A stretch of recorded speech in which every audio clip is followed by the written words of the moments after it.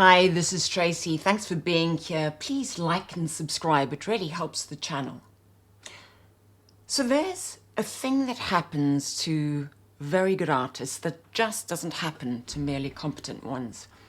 You get so good at knowing what you want to make, you make it. The real thing, the truest version. The one that contains everything you actually believe without the softening that made your earlier work acceptable to people who weren't sure they wanted to believe what you believed. And it nearly ends you. Black Afgano is a fragrance by Nasomatto, a house Alessandro Gualtieri runs out of Amsterdam, with a commitment to his own perspective that borders on the theological. His fragrances smell like he's answering questions no one asked in a language that is not entirely up for negotiation. Black Afgano smells like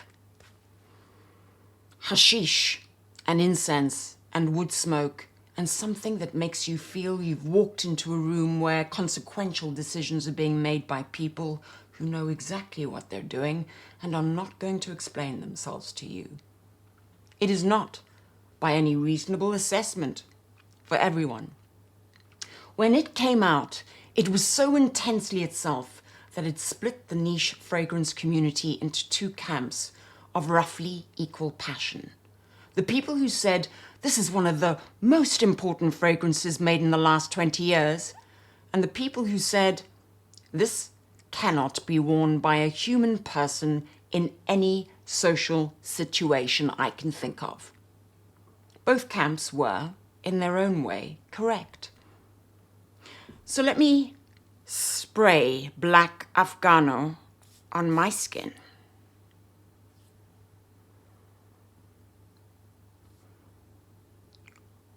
What Black Afgano actually smells like,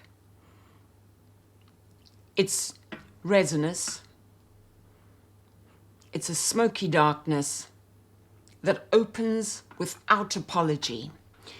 It deepens, it's incense-laden, labdanum-rich.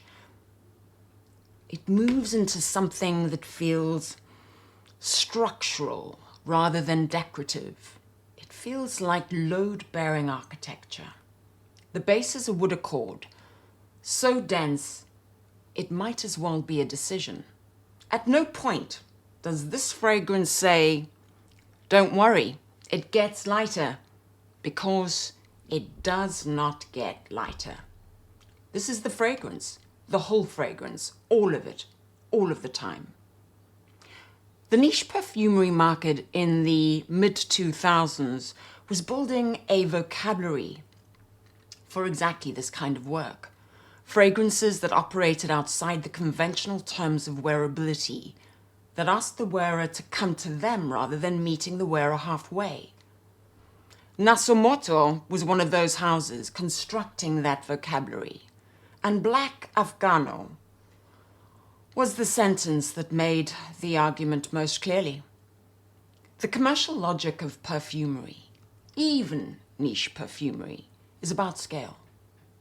You need enough people wearing something to keep making it. Black Afgano's incredible intensity narrowed the audience with each layer of the composition. The people who loved it with the specific fervor of the people who feel they've been understood in a language they didn't know existed. The people who didn't love it communicated this clearly. The middle ground was thin and getting thinner as the fragrance developed. This is the specific nightmare of the serious artist. That the truest version of your work, right? The truest version of your work is the one that operates at the edge of commercial viability. That artistic conviction and audience size are in permanent, non-negotiable tension, and you have to choose every day which one you're actually making something for. Gualtieri considered making Black Afgano. He made it again. He makes it still. The fragrances we are still discussing 20 years after their release are almost exclusively the ones that chose truth over safety. The ones that said, this is what I actually believe. Here it is. The market will sort itself out. You know, this is easy to say. And it's extremely difficult to live by. Every compromise available to Gualtieri was a reasonable, defensible action. Add a fresh top note to help people in. Soften the base for counterwear. Reduce the intensity to expand the audience. Every one of those suggestions is sensible, and every one of them would have produced a different fragrance, a more accessible fragrance, probably a more commercially successful fragrance that no one is still talking about in 2026. Black Afgano is not comfortable. It was not trying to be comfortable. It was trying to be true to something Gualtieri understood about how certain materials at certain concentrations can produce an experience that is genuinely worth having. And that experience requires you to meet it, not the other way around. Gualtieri was right. You can verify this for yourself, carefully, in a well-ventilated room, and probably not on a first date.